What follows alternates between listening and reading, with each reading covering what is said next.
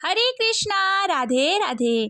भक्ति चैनल में आप सभी का हार्दिक स्वागत है। आपका दिन शुभ और मंगलमय हो। आज आप सुनेंगे माघ मास आगे की संपूर्ण कथा। माघ मास महात्म्य का 28 अध्याय।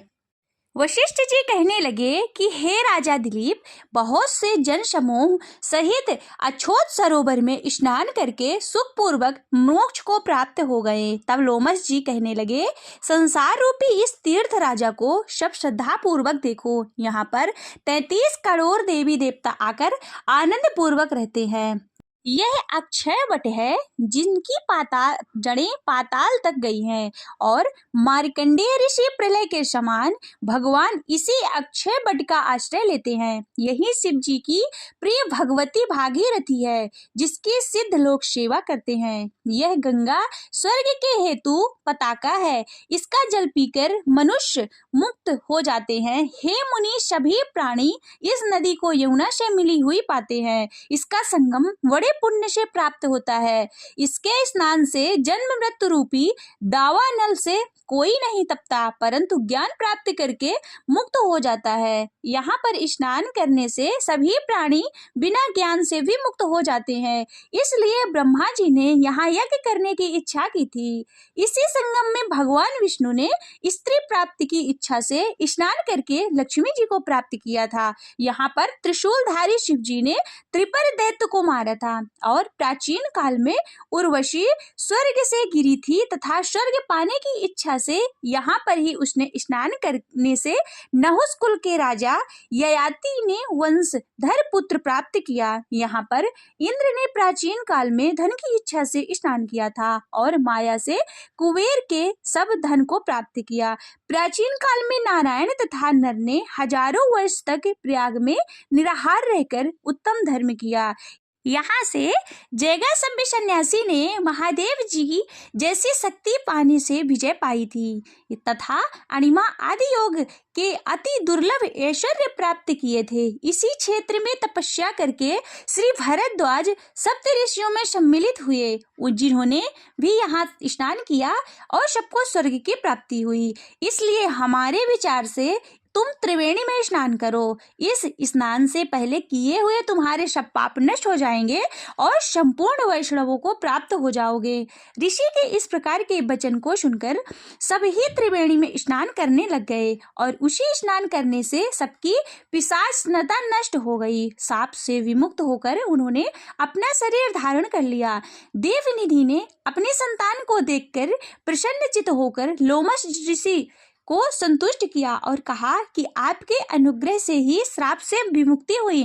अब आप इन बालकों के योग धर्म को कहिए।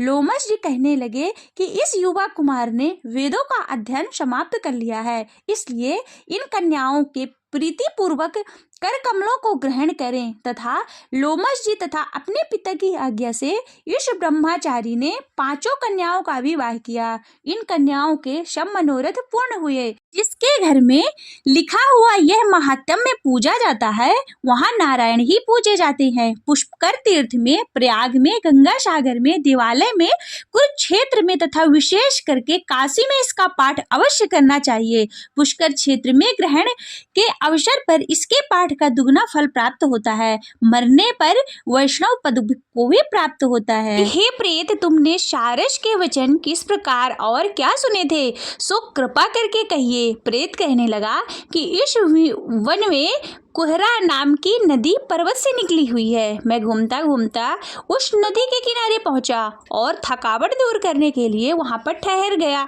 उसी समय लाल मुख और तीखे दांतों वाला एक बड़ा बंदर वृक्ष से उतरकर जल्दी ही वहां पर आया जहां एक सारस सोया हुआ था। उस चंचल बंदर ने कई एक पक्षी को देखकर उस सोए हुए सारस को दृढ़ता से पैरों से पकड़ लिया और तो सब पक्षी उड़कर वहां से चले गए, परंतु सारसी भयभीत होकर विलाप करती हुई वहीं पर रुक गई। नींद के दूर होने तथा भय से नेत्र खोलकर सारस ने बंदर को देखा और मधुर वाणी से कहने लगा कि हे बंदर, तुम बिना अपराध मुझको क्यों दुख देते हो? इस संसार में राजा भी केवल अपराधियों को ही दंड देता है। तुम्हारे जैसे श्रेष्ठ प्राणी किसी को पीड़ा नहीं देते। हम अहिंसक और दूसरों के कर्मों को नहीं देखते। जल के कई खाने वाले, आकाश में उड़ने वाले, वन में रहने वाले, अपनी स्त्री से प्रेम करने वाले, दूसरे की स्त्री को त्यागने वाले, दूसरों की बुराई से दूर रहने वाले, चोरी ना करने वाले, बुरों की संगति से वर्जित, किसी को कष्ट ना देने वाले, और इस प्रकार मुझ निरपराधी को हे बंदर छोड़ दो। मैं तुम्हारे पहले जन्म के वृतांत को जानता हूँ। यह वचन को सुनकर वह बंदर उसको छोड़कर दूर बैठ गया और कहने लगा कि तुम मेरे पूर्व जन्म के वृत्तांत को कैसे जानते हो? तुम अज्ञानी पक्षी हो। मैं वन में घूमने वाला हूँ। सारस कहने लगा कि मैं अपनी जाति की स्मृति के बल से तुम्हारे पूर्व जन्म का सब वृत्तांत जानता हूँ। तुम पूर्व जन्म में विंध्य पर्वत के राजा थे और मैं तुम्हारे कुल का पूज्य पुरोहित था। तुम राजा होकर अपनी प्रजा को पीड़ा दिया करते थे। विवेकहीन तुमने बहुत सा धन इकट्ठा किया। सो वानर, प्रजा की पीड़न रूपी अग्नि की ज्वाला से तुम पहले ही तप चुके हो। पहले तुम कुंभी पाक नरक में गिराए गए। तुम्हारे शरीर को नरक में 3000 वर्ष बीते। फिर नरक से निकलकर बचे हुए पापों के कारण इस बंदर की योनि में आए हो। मुझको मारना चाहते हो। पूर्व जन्म में तुमने ब्राह्मण के भाग से लूटकर बलपूर्वक फल खाए थे। उसका यह भयंकर फल हुआ कि तुम वानर और वनवासी हुए। प्राणी अवश्य में करने हुए कर्मों को ही भोगता है, इससे देवता भी नहीं हटा सकते। इस प्रकार मैंने सारस का जन्म लेकर ही अज्ञान से मोहित नहीं हुआ। इतनी कथा कहकर वानर कहने लगा कि यदि ठीक ही जानते हो तो बताओ तुम पक्षी कैसे हुए? सारस कहने लगा, मेरी दुर्गति का कारण भी सुनो। तुमने नर्मदा के किनारे पर सूर्य ग्रहण के समय बहुत से ब्राह्मणों के निमित्त 100 ढेर अन्न के दान किए थे। मैंने पुरोहिताई के मद से थोड़ा सा ब्राह्मण को दिया और बाकी सब मैंने हर कर रख लिया। इन ब्राह्मणों के द्रव्य का अपहरण करने के पाप से पहले मैं कालशूत्र नरक में और फिर रक्त करदूम नरक में, जहाँ पर कीड़े, बड़े बड़े मकोड़े और रक्त तथा पीप से भरा हुआ नाभि तक नीचे सिर और ऊपर पैर किए पीप चाटता हुआ उस दुर्गति वाले नरक में कीड़े आदि से काटा जाकर 3000 वर्ष तक उस यातना को भोग रहा। मैं नरक के दुख का वर्णन नहीं कर सकता कि नरक की यातना से मुक्त होकर वह सारस का जन्म पाया, क्योंकि पूर्व जन्म में अपनी बहन के घर से कांसे का बर्तन चुराया था। इसको मैंने एक जुआरी को दिया। इसी से तो मैं सारस योनि में आया। यह मेरी स्त्री पिछले जन्म में ब्राह्मणी थी। इसने भी कांसे की चोरी की थी। इसी से यह मेरी स्त्री और सारसी हुई। यह सब मैंने तुमसे कर्म फल कहा। अब भविष्य की बात भी सुनो। अब मैं, तुम और ये मेरी स्त्री भी हंस होंगे और काम रूप में सुख से निवास करेंगे। फिर इसके पश्चात गौर योनि में और फिर जाकर दुर्लभ मनुष्य योनि को प्राप्त होंगे। इसमें मनुष्य पाप और पुण्य दोनों ही कर सकता है। इस प्रकार शिव की माया से यह सारा जगत मोह को प्राप्त होता है। न केवल हम ही परंतु इस संसार के सभी जीव प्रवृत्ति मार्ग में फंसकर अच्छे और बुरे कर्म करते हैं और उसका फल भोगते हैं। इसलिए सब प्राणी को धर्म का सेवन करना चाहिए। देवता, असुर, मनुष्य, व्याघ्र, कीड़े मकोड़े सभी के कंटक रूपी मार्ग नहीं छोड़ता। केवल वेदांत जानने वाले योगी ही इस मार्ग से बच सकते हैं। इसी कारण बड़े बड़े महात्मा भी कर्म फल को टाल नहीं सकते। उपाय से तथा बुद्धि से कोई भी इसको नहीं टाल सकता। तुम पहले राजा थे, फिर नरक में गए, अब बंदर की योनि में वन में फिरते हो और फिर भी ऐसा ही जन्म पाओगे। ऐसा विचार आनंद पूर्वक और धैर्य धरकर विचरते हुए काल की प्रतीक्षा करो। तब वानर ने कहा कि पहले जन्म में मैं तुम्हारी पूजा करता था, अब तुम मुझको प्रणाम करते हो। तुम जाति के स्मरण से ही मेरे पूर्व जन्म के वृत्तांत को जानते हो। आनंद पूर्वक रहो, तुम्हारा कल्याण हो। तुम्हारे वचनों को सुनकर मैं मोह रहित होकर वन में विचरूंगा। प्रेत कहने लगा कि हे पथिक, मैंने नदी के तट पर बंदर और सारस का यह संवाद सुना, तब मुझको बोध हुआ और मोह तथा शोक का नाश हुआ। प्रेत कहने लगा, हे पथिक, मैं इस समय तुम्हारे पास जो ये गंगा जल है उसे मांगता हूँ, क्योंकि मैंने इसका बहुत कुछ महात्म्य सुना है। मैंने इस पर्वत पर गंगा जल का बड़ा अद्भुत आश्चर्य देखा था, इसलिए यह जल मांगता हूँ। मैं प्रेत योनि में अति दुखी हूँ। एक महात्मा अनधिकारी को यज्ञ कराकर ब्रह्म राक्षस हो गया। वह हमारे साथ 8 वर्ष तक रहा। उसके पुत्र ने उसकी अस्थियां को इकट्ठा करके गंगा में कनखल स्थान में गिरवा दिया। उसी समय वह राक्षस तत्व त्याग कर सन्गति को प्राप्त हुआ। मैंने प्रत्यक्ष देखा है, इसलिए मैंने तुमसे प्रार्थना की है। मैंने पहले जन्म में तीर्थ स्थानों में बड़े बड़े दान किए थे और उनका प्रायश्चित नहीं किया था। इसी से मैं हजारों वर्ष तक इस प्रेत योनि, जिसमें अन्न और जल मिलना भी अति दुर्लभ है, दुख भोग रहा हूँ। इस योनि में मुझको हजारों वर्ष बीत गए। इस समय आप जल देकर मेरे प्राणों को जो कंठ तक आ जाए बचाओ। कुष्ठ आदि रोग से भी मनुष्य प्राणों को त्याग करने की इच्छा नहीं करता।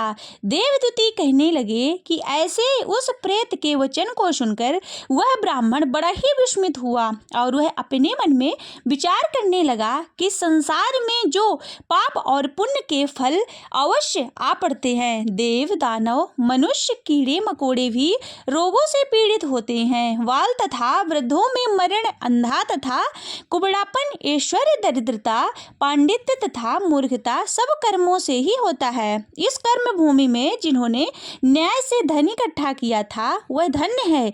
यह सुनकर प्रेत गदगद वाणी से बोला, हे पथिक, मैं जानता हूँ आप सर्वज्ञ हैं। आप मुझको जीवन का आधार जल इस प्रकार दो जैसे मेंढ चातक को देता है। तब पथिक कहने लगा कि प्रेत मेरे माता पिता भृगु क्षेत्र में बैठे हैं, मैं उन्हीं के लिए जल लाया हूँ। अब बीच में तुमने गंगा के संगम का जल मांग लिया।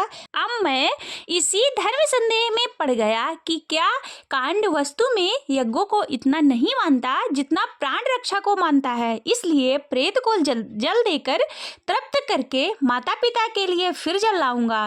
लोमश ऋषि कहने लगे कि इस प्रकार उस पथिक ने गंगा यमुना के संगम का जल उस प्रेत को दे दिया। उस प्रेत ने प्रीति पूर्वक जल को पिया। उसी समय वह प्रेत शरीर को छोड़कर दिव्य देहधारी हो गया। केरल कहने लगा कि बिंदु मात्र गंगा जल से वह प्रेत मुक्त हो गया। हम समझते हैं कि ब्रह्मा भी इस जल से गुण का वर्णन नहीं कर सकते, नहीं तो महादेव इस जल को मस्तक पर क्यों धारण करते।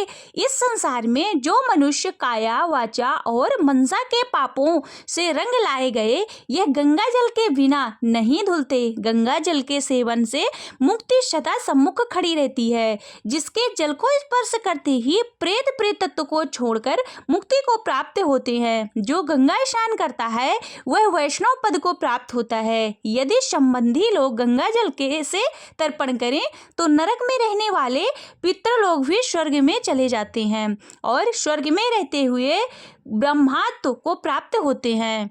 गंगा जल के समान कोई मुक्ति का साधन नहीं है। वह प्रेत वहां से चला गया और 1 मास में जब माघ मास आया तो उसने सुने हुए प्रयाग महात्म्य के अनुसार गंगा यमुना के संगम पर स्नान करके पिशाच शरीर को धारण कर भक्ति पूर्वक नारायण की स्तुति करता हुआ द्रविड़ देश का राजा गंधर्वों से सेवित उत्तम विमान पर बैठकर इंद्रपुरी को गया। सो हे द्विज, यह इतिहास पापों को जल्द ही नाश करता है। इसमें धर्म का ज्ञान होता है।